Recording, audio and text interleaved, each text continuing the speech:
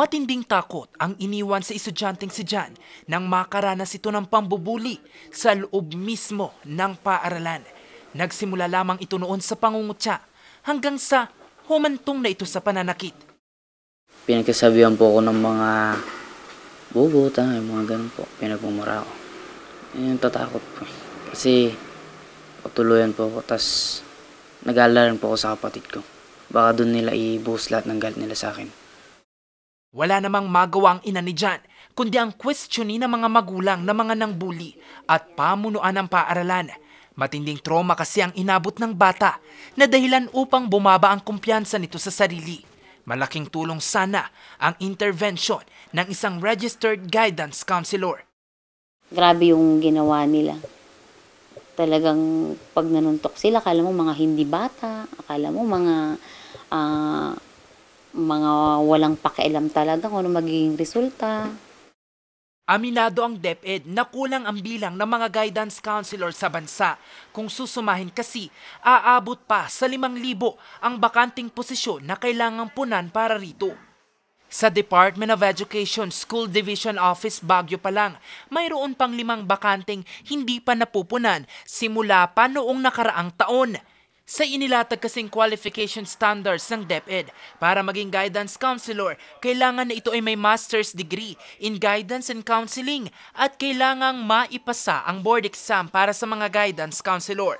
Dahil sa mga kwalifikasyon, madalas raw na magkaroon ng disqualification sa posisyon. Idagdag pa raw ang salary grade 12 na sahod na mga ito o katumbas ng 29,165 pesos.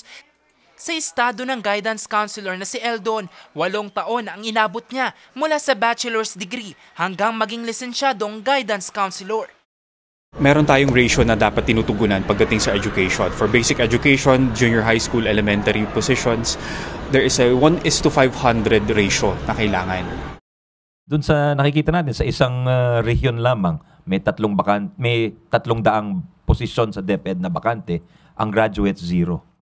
Sa inilabas sa resulta ng Philippine Regulation Commission, mula sa 539 na kumuha ng guidance counselor licensure examination, 316 lamang ang pumasa.